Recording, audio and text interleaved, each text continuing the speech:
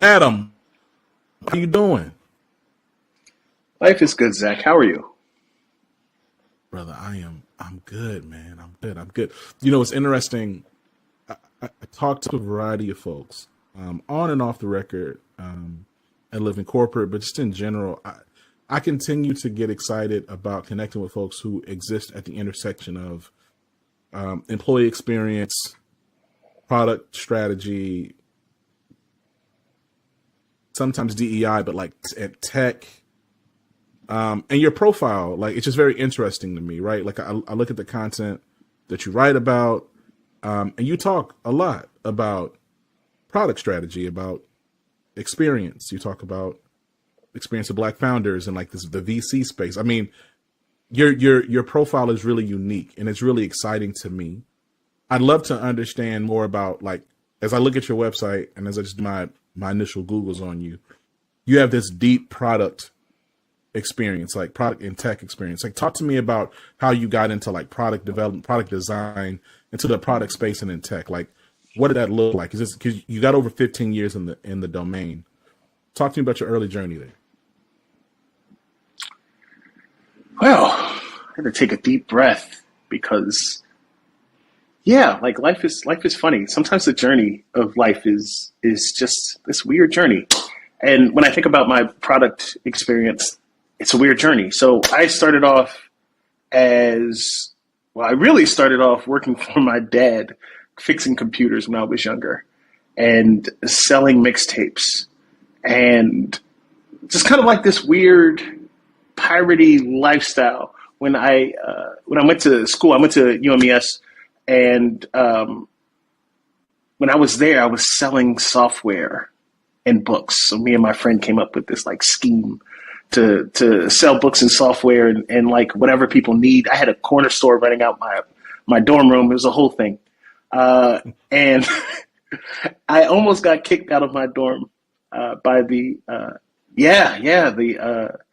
dean of residency halls. Coming around, he did a sweep, and I was brazen back then. I didn't know anything about discretion. I had like the signs up on my door. Not the signs on. So you like come in. We're selling things in here. Come in. They're selling things. I got hot shoes, software, ramen noodles, whatever you need.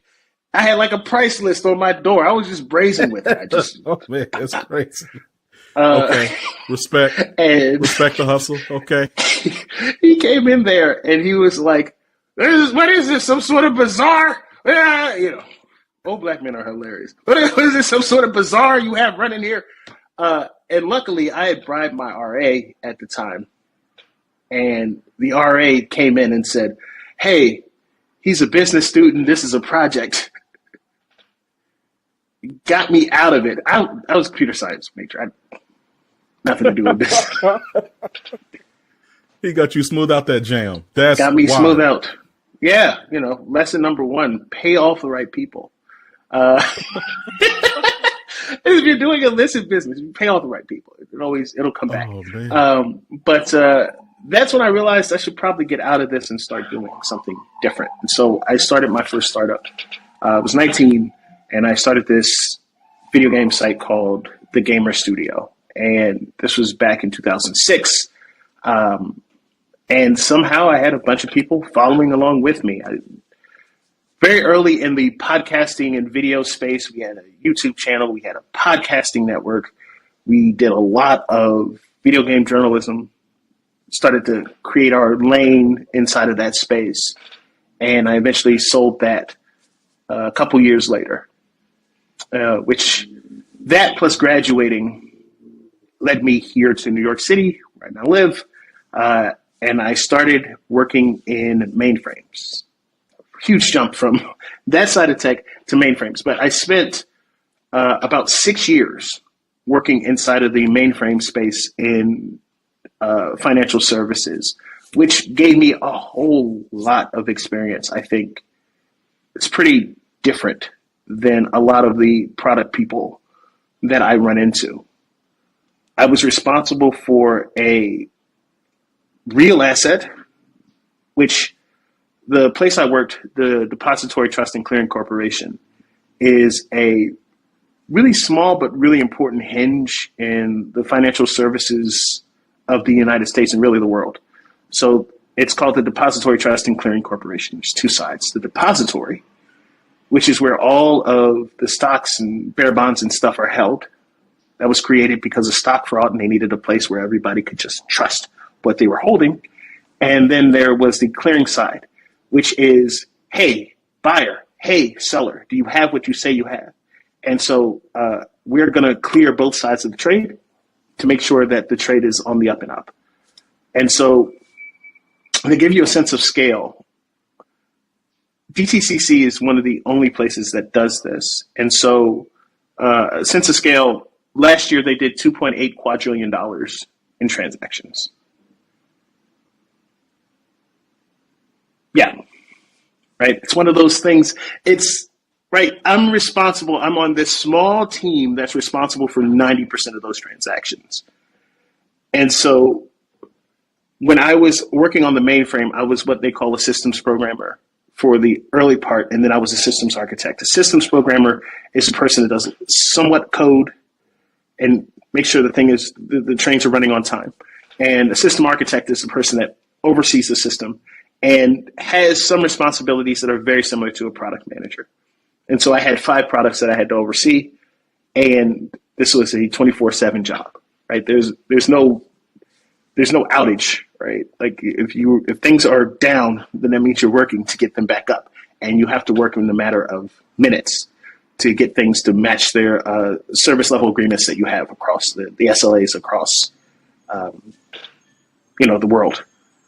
And so I spent 6 years there learning how to build products and service products that have a lot of volume, and having to work in institutions that were a bit more conservative, not in terms of politically, but in terms of how they got things done. I had to learn how to be a change agent in that type of space. And so after 6 years there, I get the founder bug again, and then I leave and start another company. This time the company fails, right? I spent about a year building this concept called Arcade School, which was very focused on helping people out of school get jobs in the video game field, which is a minefield. They have a lot of problems in terms of retention rate. And so I spent about a year with a small crew. People followed me. We tried some stuff, didn't work. And then this other half of my career begins. And this other half of my career is been a space where I've been consulting. I've been a product leader. I've worked on a whole bunch of different products, right? So it starts with me working at a firm called Philosophy, where I started doing product strategy, not as a individual contributor or kind of a pseudo leader that I was at DTCC, but as a consultant coming in and working with companies like PwC or Google or Casper, trying to help them get these new products off the ground. And so this is also my first time. Well, at DTCC, I started working with AI products maybe 10, 12 years ago. That's my first time working on this side of tech with AI, right? Which is about an era before this kind of current iteration. Right, we're gonna get to it too. Yeah. Oh yeah. Lots of thoughts there. Then I end up working as I start this era of me doing product leadership. I worked at this company called Informed, where I transformed their pricing strategy, and I also brought them into, I think, a modern version of what they do. And what they do is they help Amazon companies price on the third-party marketplaces, right? When you look at Amazon, you see the prices, right? What they don't tell you is those prices have to change on a regular schedule or Amazon kicks them out, right? And everybody needs to be on the first page. And so this is either done manually, which is fairly expensive, or you have a program that does it, right? I worked for a company called Informed that does it programmatically. Next, I worked at Smart Recruiters, where I was a product leader there working on their ATS And so pretty much everything, which I think is going to go into what we talk about, right? Like a lot of what we talk about. I got an inside look at how hiring works from a software programmatic view, as well as an artificial intelligence view. Like I was in charge of the artificial intelligence initiatives there, and as well as some of the other things that are connected to the hiring portion, right? So onboarding, employee engagement, right? Stuff like that. I was the product leader in charge of the product managers that were doing that work. And then I ended up at Pendo running the community at Product Tank for a while. And now somehow I am a professor at Columbia. Don't know how that happened, but yes. And so, yeah, this kind of brings me where we are now. You know, it's interesting to your point about like what we're talking about today. Like, I continue to be, as I said at the top of this discussion, I think about people like Aubrey Brown, but other folks like who exist in these really interesting intersections. Because you started off in tech, I'm not going to say you started off in tech early because tech is first of all, as a term, it's extremely broad. So, but you've been in tech for a while and you've seen multiple sides and dimensions of tech. Some folks, they kind of sit just in back end or highly technical. Some folks sit like just in strategy or like kind of like consumer experience, consumer experience, design. But like you've experienced multiple dimensions or facets or frames or lanes within the industry. You know, as we look at like the landscape today, and you talk about the fact that you were really getting exposed to and building experience in AI 10, 12 years ago, before it was like this highly accessible, commercialized, commoditized experience we have today. You know, Adam, like trying to think like how I want to frame this, and I know this is a live stream, so I'll say this is I struggle when I look at tech when it's like a bunch of like majority white folks presenting it as the next big, great thing, because I've yet to see in tech that be presented without it creating some harm for Black and brown folks. Right.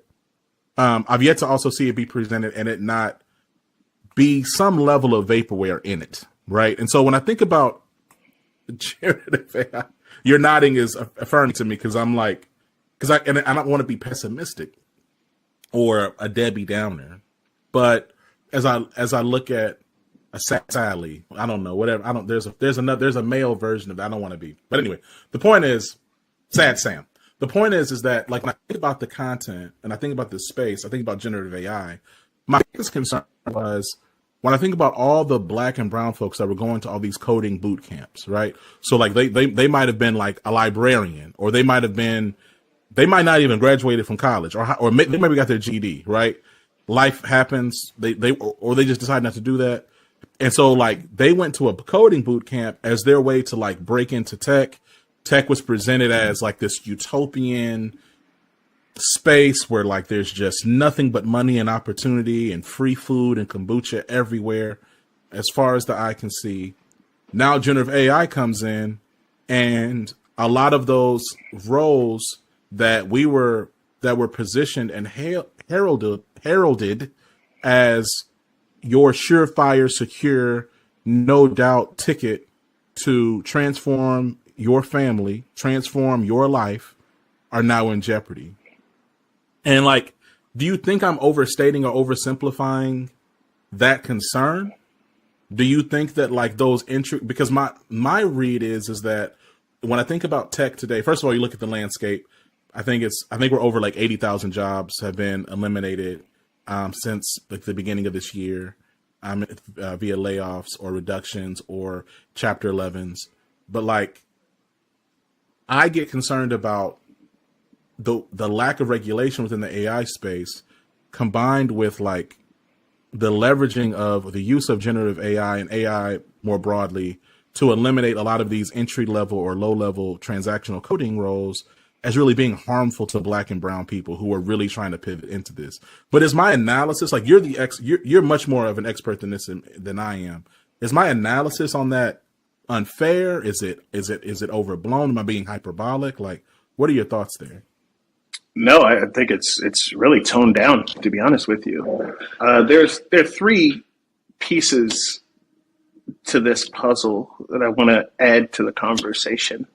So the first one, when you mentioned generative AI, I think what goes over most folks' head when they think about generative AI is, what is the cost of generative AI? And I don't just mean in money. There's also a service cost that is associated with generative AI. And this cost of service is called human in the loop, right? There's, long story, way less long. In 2016, Microsoft tried an AI bot on Twitter.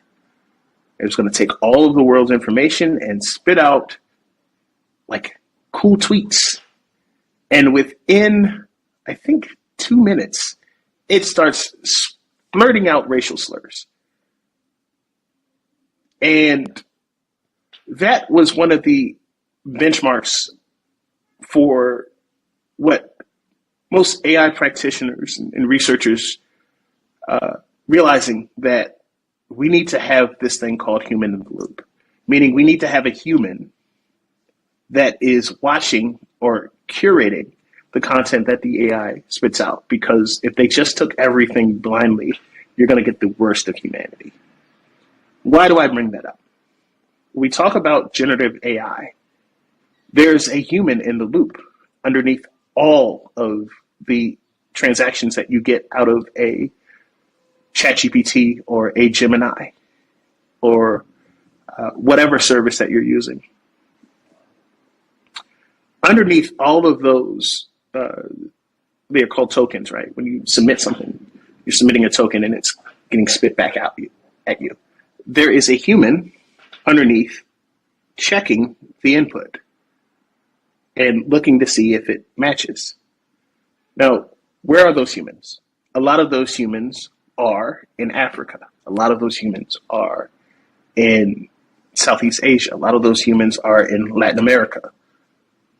So when you talk about the cost of these technologies, one of the hidden costs that I think people need to consider, which may not be in the public consciousness right now, is that when you're using these services, there is probably a person in the global South that has to endure.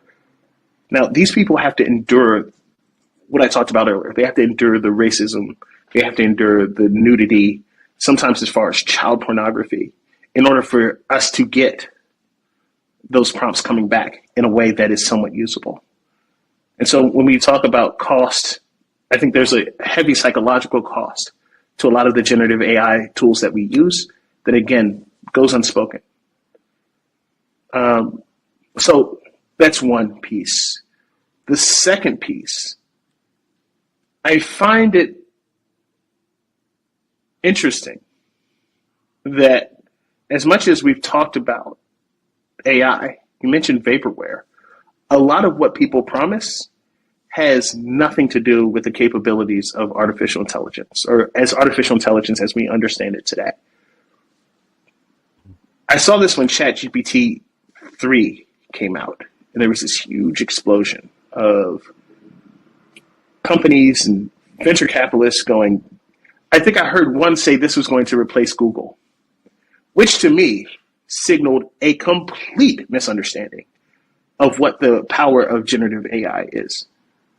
One thing I tell my students and I tell people when they engage with artificial intelligence is that artificial intelligence has no taste. If that was hinted at my first part of this story, I want to really hammer it here. AI has no taste, which means it doesn't know if it's telling you the truth or not. It has no concept of the truth. It just knows this information seems like it goes together, and so we put it together. So when these systems or these people or these venture capitalists talk about this technology is going to be able to decipher research for us, or if they talk about this technology is going to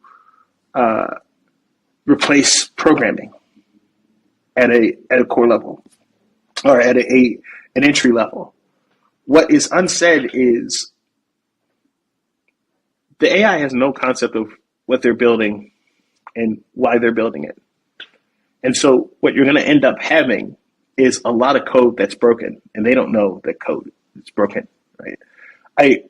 When I was at DTCC, I wrote code at the metal level. I used to write assembler.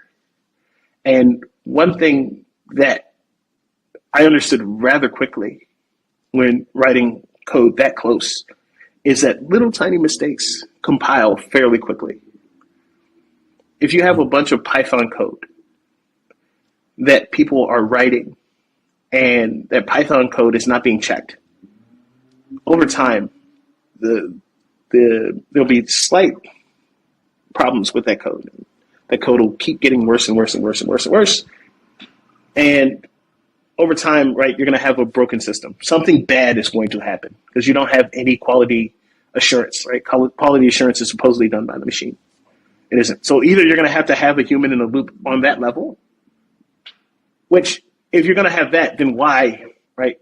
Why engage in that? Because you're going to need somebody that understands code to look at it. So you're just hiring the same person back over again. Or you're going to be okay with mistakes, which, I don't know, depending on what type of company you run, that may be fine. If you're some game company and something breaks, it sucks. Everybody gets a little sad, but you'll be okay. But if it's your money and a decimal point goes a different direction or a different place, all of a sudden you're a lot more upset. I thought I paid $700. Why is this charging me $7,000? And so there's that in terms of vaporware, right? A lot of these things are not going to pass muster when put under a production level or being made at scale, which when I look at and I talk to or I'm around these founders or CEOs, right? They're aware of that. Not to mention, if they don't have the money to run with the bulls, and the bulls in this case are OpenAI or Microsoft, Google, right? Apple soup. Right? If you don't have that type of those pockets, speaking of product strategy, those larger companies are just going to eat whatever feature that you do. You're doing product testing for them, right? Once they figure out what you're doing, right, they have the resources and means to pull it in, and you have no defense. Third thing you mentioned, regulation. There's good news on that front. So I think it was last week, Europe passed a whole lot of regulation as it relates to artificial intelligence. And as somebody that worked at Smart Recruiters, this is something that I dealt with a lot. And what I dealt with were companies in Europe going, we know regulation's coming. We're not even trying to use any AI products right now. It's going to be a waste of time. Not to mention a lot of them didn't work, right? They didn't work the way that, back to that second point. So they just passed regulation. The EU just passed the regulation, which focuses on observability, right? What is observability? Observability is I have to know how this AI made the decision and what decisions it made along the way. So if I am a hiring company and I'm hiring nothing but, I'll use European examples, Oxford grads or Cambridge grads, I can now bring a suit and say, tell me how you got to those decisions, because I don't think Oxford and Cambridge grads are the ones that are right for this role. I think you're just cherry picking. And they have to produce the observability of like, how did they get to those decisions by leveraging the AI? Most companies where AI is right now, they know they're going to fail. So they're just, again, I'm not even going to mess with it. I don't want to deal with it because much like GDPR, right? The fees associated with these, the penalties are pretty high. So what does that mean for the US? Well, a lot of companies do not want to, they want to work in Europe. They want to make stuff for Europe, right? Because it's a sizable, call it what it is, sizable white money base for tech. Yeah. It's not going to make sense to make something for the US and not make something for Europe. And so the regulation over there is quite impactful. You can also look at, I mentioned GDPR earlier. European regulations flow back over here. And so with GDPR, like California released their own version of GDPR. I think last year, it took a couple years, but last year they released their own version of GDPR. And if California releases, that's a big extension of what I talked about with just Europe. If California or New York or any one of these states release any regulation, it effectively counts for the entire U.S. Okay. Because what, you're going to cut out? You're going to cut out California? Like, that doesn't make sense. Right. And so working in HR tech, I saw this a lot with posting salaries. Once Colorado and New York did it, it's like, all right, we all might as well just create the space, do it programmatically, because eventually you're going to have to do it for everybody, especially in this world of remote. And so when it comes to regulation, I think there's more progress happening. I don't love Biden by any means, but the SEC and the FTC have been pretty solid. I think they're really thinking about these things. Biden came out with the AI Bill of Rights, which I think is a start. It's kind of nonsense, but it shows that there's some movement, and something that companies are going to have to start to reckon with as they move forward. And if you combine that with the other two things, I think you're going to see a lot of movement in the AI space in the next couple of years. It's not going to be as fast as they promise, because they got to go solve these things. You know, it's interesting. We're talking about, you know, the core of my question also is really about like the impact of Black and brown talent who are coming into tech, right? You said you felt like I'm being mild, like I'm understating it even still, right? So what would you say about like the landscape of work today and historically marginalized talent as it relates to like the world of tech and coding? I mean, you know, and then Adam, like, you know, you and I, we exist also at the intersection of Black Twitter and Black tech spaces. And there's some, you know, there's some elitism that happens in these spaces too. I think that's more like human nature. But like, oh, I'm a coach, so I'm really in products. You're not really in tech. You're tech. You're ancillary, or you're in sales. You're not really in tech. Like I know how to write in Python. I know how to write in JS. I know how to write in X, Y, and Z. Like when you think about AI and the current landscape, like what does that do to this population of people who are trying to still figure out where and how they move in this industry? So it's interesting that you say that. It's funny. I don't know. I may have misspoke. AI has some part to play here, but I think the more impactful thing is the changing of interest rates. So short-term AI, right? Like, so short-term, people are going to try to bridge the gap with these AI systems, right? They're going to try to avoid hiring entry-level people, and this kind of affects everyone, but more it affects Black folks because they, as you mentioned, it was sold a bill of goods. The changing of interest rates and the destruction of the free ride that venture capital has had over the last few years meant that a lot of pet projects and feel-good things have to go by the wayside. And unfortunately, they don't see Black talent as helpful to the business. They see it as photo ops for the most part.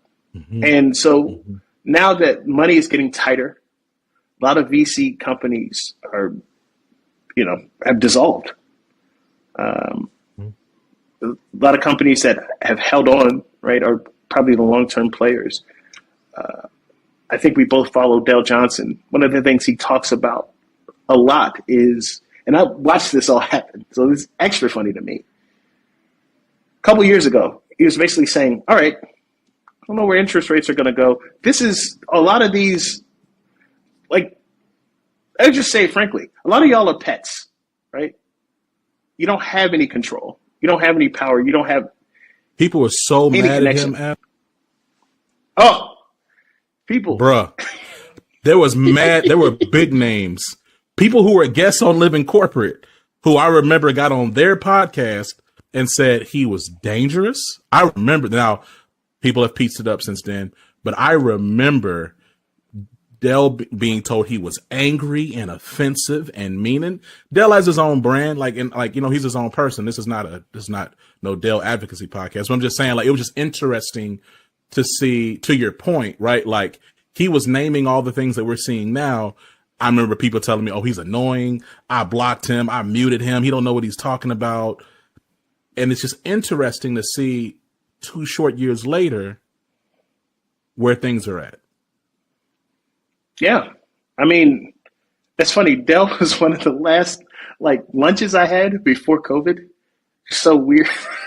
Like, it was like him, and then, like, I went to homecoming, and then, like, it was over. But having known Dell, broke bread with him, watching what a lot of people said was hilarious, because the thing that I know about him is he's a thorough person, and he likes to ask questions. And he doesn't suffer fools. So if you don't know what you're talking about, he's going to keep asking questions, and he's going to discover it. And I think a lot of people in the space, both by outcome and by his questioning, were exposed. And I think at the core of it, it goes back to the zero interest rate point and this pet point, right? In some ways, we know when we're kept.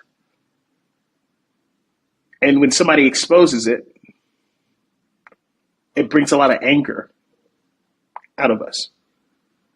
And so, super unfortunate part about that is the people that were kept, right? They'll be okay. Unfortunately, a lot of them got off, right? They got their money. They got the DEI checks. They went on the vacations. They spoke at the events. Yes, the trips and all of that. And, within 6 months to a year, all that'll be erased, and they'll just be like, I'm a motivational speaker, whatever, right? They're going to do the conversation I want to have. Let's keep going. You keep it going. Yeah. Let's go. They'll be motivational speakers. They'll be, they'll go out there and they'll be fine. Who I feel for are the people that they led into a slaughterhouse. I know people who went for it. It's almost like Gary Vee. Like, Gary Vee is a white version of this. Gary Vee led a lot of people to slaughter with his YouTube channel, where he would get up there and he would tell you, all you have to do is hustle and post on Twitter, and you too will make hundreds of thousands of dollars. You just got to keep hustling, man. Meanwhile, there's a whole bunch of people who are just, right, they followed that, they committed, they went all in, they went to the what is it? He was very big on selling things, and so they went to eBay and they sold everything, and they what is it when people have stuff outside? Garage sales, yes. Very big on the garage sale stuff, and they went out and sold everything, and then they just ended up broke and in debt because they went all in. I hear a lot of the same talk from these people who push that angle. Hustle, drop out of everything. There's $200,000 jobs where you don't have to do anything. Product in particular, there are a lot of scam artists in product. All you got to do is go in there and you got to say the right things and off you go. And you got a $200,000 job and you don't have nothing to do. And that's where it's very different from the product life that I lived, which is a very stressful job where you got to be on your toes. And what a lot of them, unfortunately, found out is that it is very easy to get fired as a product person. Yes. Yes. Very easy. Get you up out of here. They will get you up out of here. You got the job. Yeah, you got the job. You signed it. See if you make it past 2 paychecks. Real tea. Right? They don't tell people that part. They don't tell how some of these companies are just going to chew you up and spit you out. They tell them that you're by the beach, you're tapping on the keyboard, and you're fine, right? While they make their $5,000, $10,000 going to talk at these same companies, guiding these people into these mills. They're all fighting for spaces to be, Peter Pipers of black talent. And I mean, this is all. I mean, a lot of this has historical precedent, right? Like, there is this functional black middle class whose sole job is to push whenever the power structure says push people into this direction, they do it and they get paid to do that, right? They see that as their functional job. And so whether it's DEI or anything else, right? I don't know what the next thing is going to be, but when they're finished up doing their motivational speaking, they're going to find the next angle and they're going to be right back in there. And I think it's the responsibility for folks like you or like me to try to save as many as we can. And then when we have positions, right, work with people and try to bring them in. And really, that's the best we can do. Well, no, so it's interesting because I want to talk about, and Adam, I told you I'd respect your time, right? We're not going to go crazy long. I want to talk a little bit about how we got connected because it's about a year or so ago, last fallish, maybe, I don't know, but it was a little while ago. But while we were talking, I pulled up these tweets. Yeah. It was like last October-ish, November. Yeah, connected because around that time, I mean, and again, like at the top of this conversation, I talked about layoffs in tech and just layoffs across the board. It's so interesting. Like we're having these conversations about how great the economy is, and yet layoffs are continuing to happen. They're becoming more and more commonplace. A lot of the conversations we're having on Living Corporate this year are about how layoffs are no longer this like last ditch effort, but more now like just a normal lever, one of the several levers you pull in your business to maximize share price. And like what that means for like the reality of the employee experience and what that means for like innovation and just go to market strategy and impact. Like anyway, so we're having these conversations, but the point is that before we started really more aggressively having these conversations last year, they was really not kicking off because they've been happening, but they was really happening. Right. And I remember because I'm coming out of a tech industry context and then also consulting, right? So before I got into tech, I was at PwC, I was at Accenture, I was at Capgemini. So I've seen the market in a different way or in just a much more aggressive way than a lot of folks maybe who are just in industries. It's a different, for people who have been in those spaces, they just know it's different. Anyway, I remember because I tweeted about Afrotech at the time. I was like, dang, like, y'all know black and brown folks are, specifically black folks, since the branding for Afrotech is Afro alluding to Afro-American, Afro alluding to the hair that black people have. Like, since we have to act like things are not what they are, I'll just name it explicitly. Afrotech is branded and meant to attract black people. It's meant to be something that brands leverage their DEI budget or the sub part of their budget, which is really just for black people, which is a subset of their larger DEI budget. It's a very small bit of their budget. And they leverage to say, look at what we're doing to diversify talent pipeline. That's how Afrotech is branded. Afrotech is branded as, hey, we're here for career opportunity, right? That is the perception of the Afrotech brand. And we had to have this whole conversation about that when I asked, why is it that Afrotech would be so expensive when we know that black folks are being laid off at a much higher percentage and clip than their white counterparts? And further, why would this event not be something that is like explicitly career enriching, right? And I also stated, hey, for me, I don't really understand why y'all charging black people anything. I don't understand. But whatever. I don't understand, right? Like, I don't understand, like, why is it in this moment you're charging people, you know, $800, $2,000 for parties when people need jobs. And we talked off mic. The reality is, Adam, the mind retains the negative, but the reality is like 80% of the reactions were positive. 80% was this nigga spitting, right? There was a loud 20% who were like, you hate black women, you hate black people, you don't hold white people to these standards. You know, what are you doing not knowing nothing about me or this platform or all the hits services that, right?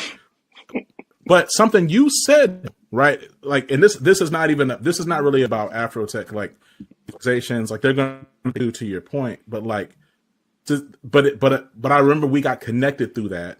You end up liking a lot of my replies, and then you made your own piece. Something you said, and I pulled this up. You said, one of the harshest truths I've had to give folks when they're starting to make some money, and I want to be clear because everybody who listens to this is not black. So here when you say make some money, starting to make some money don't mean making millions of dollars.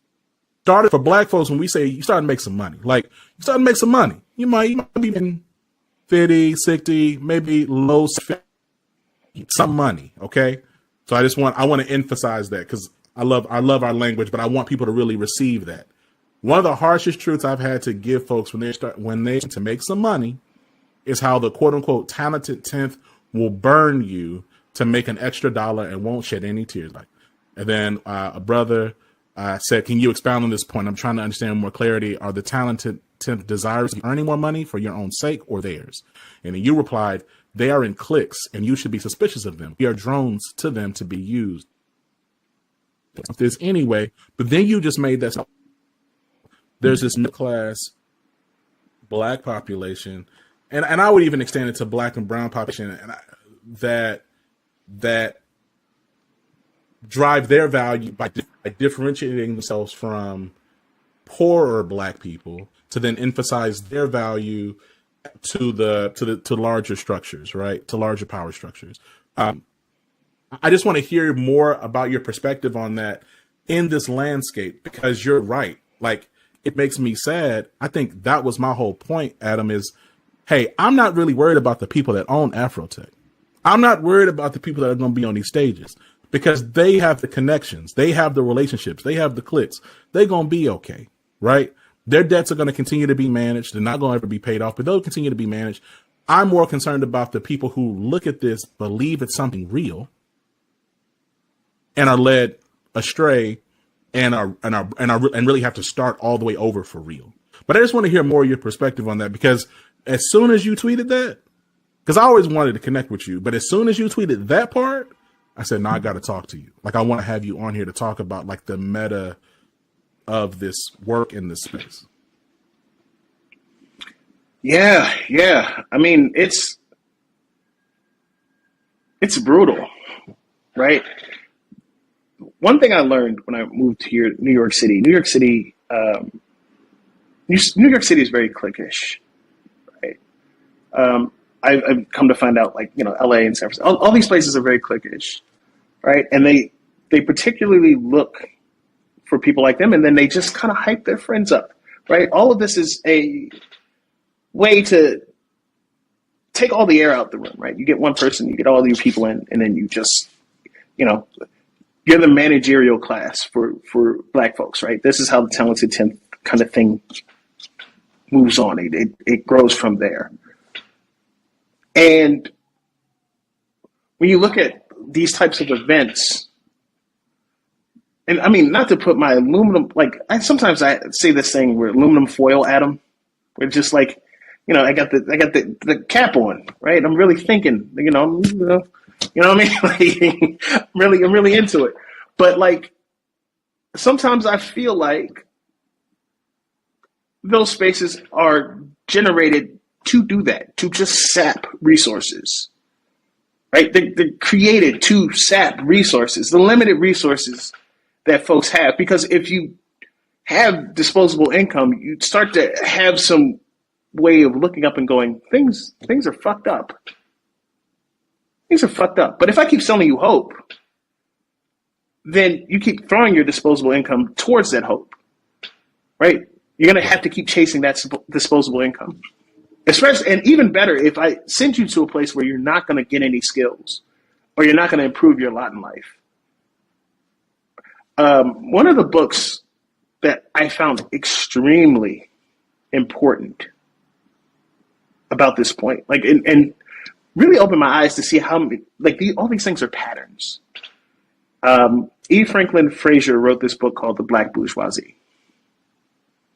And what is in it is he did I think a 50 or 60-year study of Black middle class people.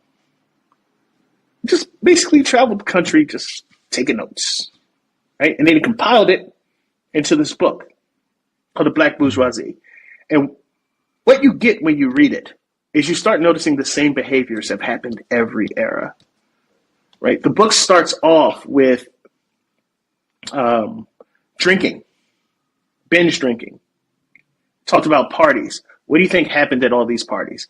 A lot of binge drinking, out of control drinking, everybody throwing up and, doing behaviors that aren't, past the point of this podcast, right? All of it, right, is something, it's very similar to what folks were doing in 1890. Not much change, right? And each chapter of that book kind of goes through these different behaviors. And if you talk about efforts, even like the pushback you got, it's all in there, right? It's the same thing. We talked about the talented 10th. One thing I like to bring up when bringing up, the talented 10th in W.E.B. Du Bois is that his thoughts changed, right? He evolved past that point. And he died a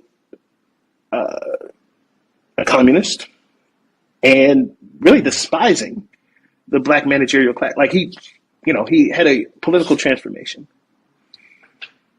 And a lot of the attacks that he got as he started kind of discovering and going like, oh, this is BS, right? W.B. Du Bois, for folks who don't know, right, we're talking about the person that invented data visualization. First Black person to graduate from Harvard. Known as just this towering intellectual who had to like relearn his life after a certain point. Like he got kicked out and he had to like relearn from the outside looking in, and it changed his whole perspective. Fantastic person to read about. I highly recommend it. Folks, go grab a biography. It's great. Sharice Burton-Stelly is one of my favorite academics on W.B. Du Bois. So pick up one of her books. She's great. All the attacks that you got are very similar to the attacks that he got, right? Pointing these things out, right? That's why I said all the hits. If you go look at like newspaper articles, right? That you hate Black women. You hate Black people. You don't talk white people. But like it's the same stuff. Like it's almost like ingrained. It's a trained behavior. So at this point, even when I see it, right, I think about the book and I think about him and I think about what. Like it means I'm on the right track, right? Like it means I'm saying something honest, because if I was saying something cool, I'd be in the clique. Right? If I wanted to give it up and just, get by, I'd be in the clique. And if you ever hear these people talk, for the most part, right, outwardly they talk about, hey, we want to help people. We want to, but when you sit there and you listen to them, right? Because I'll go speak at conferences. I'll go find sometimes these people be intermingled. All the conversation is about extraction. Mm-hmm. You realize they don't give a damn about anything they say. Like, it's just about how can they do this, and then how can they take the extraction and go on some trip somewhere. Yeah, and I think, so my challenge in this season, right? Especially because it was funny, right? Like all these critiques about DEI that are coming from the right, it's just ironic because it's like, if you talk to Black folks who are actually in the quote unquote arena of DEI, the people actually doing the work will tell you that this work has been challenged for decades, for a long time, and that there are bad actors, that oftentimes it is about extraction. It is about, it's not really building, or it's certainly not about wealth redistribution or power sharing or anything like that. It's about, hey, what can I do to get what I need so I can get mine and go on and do what I want? And so, man, I appreciate you. I know we're coming up on time. I definitely feel like we need to do a part 2, but as we talk about like just the landscape of work, because you made a point earlier that this is really impacting everybody. This is not like a Black thing or a brown thing or a male thing or a queer thing or a woman thing. This is about how the world of work is going to be impacted by like some of the class dynamics, some of these pressures, regulatory changes, but then also like these like capitalist demands of like heightened production and just extraction over and over and over, and just like bleeding the stone as much as you can. What advice would you give to like Black and brown careerists, right? Irrespective of where they are, early, mid, late, on navigating this next season, this next phase of work? Because to be honest, it's a little spooky to me. Part of me kind of feels like I know what's going to happen, but part of me, I'm like, I don't know where we're going. Like, what advice, like if it's 1 point, 2 points, 3 points, just what thoughts do you have? What advice would you share? Yeah. And I want to make this super clear too, right? Like when I say everyone, I definitely don't want to marginalize Black people because, when, America has a cough, Black folks have the flu, right? So like it's always going to be worse for us. What I would recommend to people who were looking, try to build as many informal networks as you can. And that has been super helpful in my career. It's given me a lot of freedom, flexibility. Right. As I mentioned before, I'm a professor at a university. I had no idea that was going to be in the cards for me. If you'd asked me a year ago, I'd have been like, what? What are you talking about? But that's just because I created a lot of informal networks. I've worked publicly a lot. Right. So, and I work in places where I have bona fides, which will come if you do the other two things and you work, right? People start to vouch for your work because it'll be good. It'll get better. It'll be better. And so one of the things I always recommend is, start building in public and start creating informal networks. I'm naturally an introvert, but you got to find some way to get out the house and start to connect with people. Because if you don't, and I mean all types of people, just keep shaking hands and kissing babies. The second thing is work on your skills, right? Find spaces where you can, right? Try to figure out what you want to do and then just, right? 15, 20 minutes a day, right? 15, 20 minutes a day. Work on it. And try to find spaces where you can make money doing it. It doesn't have to be a lot. Just try to find a place where you can get $50, $75, right? The idea is to start to create, using these informal systems and working in public, to start creating different income flows as much as you can. Because right at this point, you brought up a really important point. The stone squeezing has not stopped. It is only going to get worse. And the more community and informal networking that you can do, right, it starts to mitigate some of that as much as you can, right? If you start to bring in your own money, right, it becomes a lot less painful when the layoff happens. And even if you're building towards making something else or making career changes, if you're constantly working on that, the pain will be less, right? You can get back on your feet and you can keep moving. And so I tell them, like, especially for Black folks, stay connected with Black folks that aren't those extracting folks. Go and expand and explore. Go engage, go work in public, and just go work on your craft little by little, right? And you'll start to find opportunities, and that's going to be your way. Adam, look, man, I appreciate you. I want to thank you for being here. Thank you for this incredible conversation. We're going to put your links and everything in the show notes. I appreciate you because you're a friend of the show. And, man, we'll talk to you soon, brother. Thank you again, for real. It's been a pleasure. Thank you. Thank you, Zach. Peace.